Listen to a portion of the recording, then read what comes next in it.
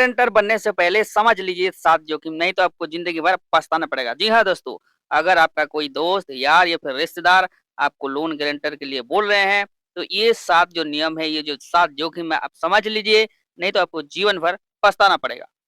दोस्तों, अगर आप लोन गारंटर बनते हैं और मुख्य उधारकर्ता लोन नहीं चुकाता है, तो बैंक सीधे गारंटर यानी कि आपसे वसूली कर सकता है। बैंक पहले उधारकर्ता से पैसा वसूलने की कोशिश किए बिना गारंटर से सीधा भुगतान मांग कर सकते हैं। आपके खिलाफ केस दर्ज हो सकता है, बैंक आपको डिफॉल्टर घोषित कर सकता है और आपकी सैलरी, बैंक अकाउंट या फिर आपकी प्रॉपर्टी तक भी सीज हो सकता है।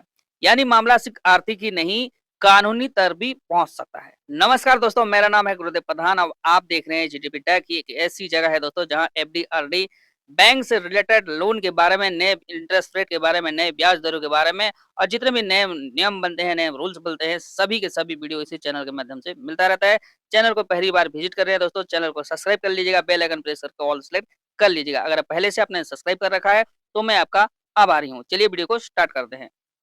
आज एक ऐसी टॉपिक पर हम आपको बताने वाले हैं, चाहे आपका जो उम्र है 17 साल हो, 18 साल हो, 20 साल हो, 50 साल हो, कहीं न कहीं जीवन भर में ये आपको काम ही काम आएगा। तो इस वीडियो को आप कंप्लीट वॉच कीजिए ताकि गारंटर बनते हैं तो किन-किन बातों पर ध्यान देना है, क्या आपको परिस्थितियों का सामना करने वाला है आने वाले टाइम में, तो पूरा का पूरा जानकारी मिलेगा। शुरू से लेकर एंड तक ज़रूर देखिएगा। तो पहला जो पॉइंट है, क्रेडिट स्कोर आपका बहुत ज़्यादा खराब हो सकता है, बहुत ज़्यादा बर्बाद हो सकता है। अगर कर्ज लेने वाला शख्स ईएमआई नहीं चुकाता है, तो ये आपके क्रेडिट स्कोर भी बहुत ही ज़्यादा प्रभावित कर सकता है। इसके भविष्य में आपको लोन लेने के लिए मुश्किल हो सकता है। बैंक आपको ऊँची ब्याज दर पर कर्ज देने के लिए मना कर सकता है या फिर डायरेक्ट मना कर सकता है। आरबीआई डाटा के अनुसार पर्सनल लोन ग्रोथ पहले से ही बहुत ही ज़्यादा धीमी हो चुका है। ऐसे में आपको लोन अप्रूवल मिलना काफ़ी ज़्यादा मुश्किल हो सकता है। बढ़ते हैं अगली पॉइंट के ऊपर, भारी भरकम जुर्माना आपको लग सकता है। अगर लोन लेने वाला शख्स समय से पहले लोन को नहीं भरता है, लोन नहीं चुकाता है, असमर्थ रह जाता है, फेल हो जाता है लोन भरने में, तो बैंक आपसे वसूली कर सकती है। फिर आपको सिर्फ मूल रही राशि नहीं बल्कि आपको ब्याज भी देना पड़ेगा, साथ में आपको लेट फीस भी देना पड़ेगा, पेनल्टी भी देना पड़ेगा और भी प्रिंसिपल है सबको आपको चुकाना पड़ेगा। इसका मतलब ये है कि अगर आप लोन अमाउंट बड़ा है तो ये कर्ज आपके लिए जीवन भर का एक परेशानी का सबक बन सकता है। बढ़ते हैं अगली पॉइंट के ऊपर, कोर्ट कचहरी का झंझट आपके जीवन में सदा दिन लगे रहेगा।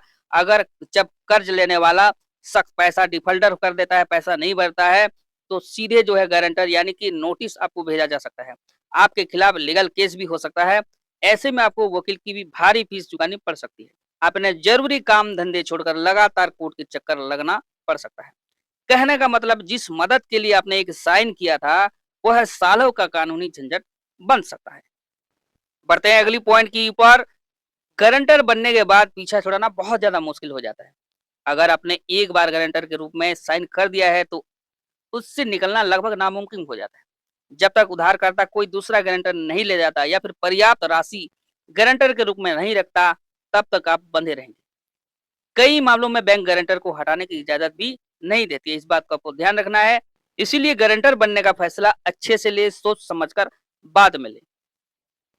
बढ़ते हैं अगली पॉइंट के ऊपर, रिश्ते में दरार और तनाव भी हो सकता है। जरा सोचिए, अगर आप किसी का गारंटर बन जाते हैं, अपने दोस्त का, अपने करीबी का, अपने रिश्तेदार का, आपने किसी करीबी दोस्त का गारंटर बन लिया, लेकिन जब गारंटर पैसा चुकाने में असमर्थ रहता है, डिफॉल्टर कर देता है, तो उस स्थिति में जब उनके और आपके बीच अच्छे संबंध नहीं बनेंगे, तो रिश्ते में भी दरार होगा, तनाव होगा। आपके रिश्ते बिगड़ सकते हैं, तनाव और डिप्रेशन भी बढ़ सकता है, आर्थिक संकट का बोझ आपको मानसिक रूप से परेशान कर सकता है। इसलिए गारंटर बनने से पहले इस इमोशनल प्रेशर को भी आपको ध्यान में रखें। बढ़ते हैं अगली नियम की ओर, संपत्ति तक भी जब्त होने का खतरा बढ़ सकता है। जी हाँ दोस्तों, अगर मामला जो है कोर्ट तक चला गया और फैसला आपके खिलाफ आया, तो ये चीजें जो है हद से ज्यादा बिगड़ सकती है। बैंक आपके बैंक अकाउंट सीज कर सकती है, गाड़ी, घर, प्लॉट और सोना जैसे संपत्ति भी जब्त कर सकती है। अगर आसान शब्दों में हम कहे तो आपको जो है बर्बाद कर सकती है। किसी का भी गारंटर बनने से पहले 100 बार आप सोच लीजिए और इस वीडियो को आप कंप्लीट वॉच कर लेते हैं, 100 बार जरूर सोचिएगा। बढ़ते हैं अगली पॉइंट के ऊपर, किन धाराओं में केस दर्ज होता है।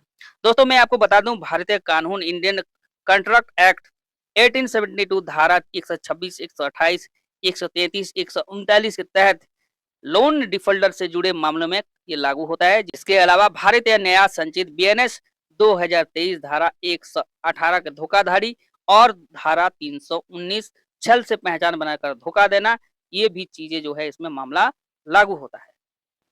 दोस्तों, वीडियो को यहाँ तक आप देख लिए तो एक लाइक जरूर कीजिएगा। वीडियो बनाने में बहुत ज्यादा रिसर्च लगता है, बहुत ज्यादा टाइम लगता है, एक लाइक जरूर करके जाइएगा। बढ़ते हैं अगली पॉइंट की ओर। तो क्या लोन गारंटर बनना ही नहीं चाहिए? दोस्तों, मैं आपको बता दूं, किसी का गारंटर बनना पेशा की भावनात्मक और मददगार फैसला हो सकता है, लेकिन इसके जोखिमों को भी समझना बेहद जरूरी है। अगर उधारकर्ता पूरी तरह से भरोसेमंद है, उसकी आर्थिक स्थिति मजबूत है और वह समय पर भुगतान कर सकता है, तो गारंटर बनने में विचार किया जा सकता है। लेकिन इसके लिए पहले सभी कानूनी दस्तावेजों को ध्यान से पढ़ें, किसी भी वित्तीय विशेषज्ञों से सलाह ले लें और अपनी आर्थिक स्थिति का भी आकलन करना बहुत ज्यादा जरूरी है। अगर आपको जरा सा भी संदेह है कि आपकी आर्थिक स्थिति स्थिर नहीं है, तो आप गारंटर बनने से पहले साफ-साफ इनकार करना ही बेहतर है। दोस्तों, मैं आपको बता दूं, मैंने जो पॉइंट के बारे में बताया, इसको एक बार विचार कीजिए, चिंतन कीजिए, अपना बुद्धि विवेक का भी इस्तेमाल कीजिए, उसके बाद आप किसी का गारंटर बनिए। मैं ये नहीं कहता कि गारंटर बनना ही बहुत बड़ा पाप है। आप गारंटर बन सकते हैं, लेकिन जो चीज़ के बारे में जितने आप जोखिमों के बारे में मैंने बताया, जिस परिस्थिति के बारे में बताया, आप गुज़र सकते हैं आने वाले टाइम में, इसको एक बार ज़रूर चिंतन कीजिएगा। मिलते हैं एक इंटरेस्टिंग टॉपिक पर नेक्स्ट वीडियो में दोस्तों। पहली बार आए हैं तो ज़रूर सब्सक्राइब करके जाइएगा। तब तक के लिए जय हिंद दोस्तों।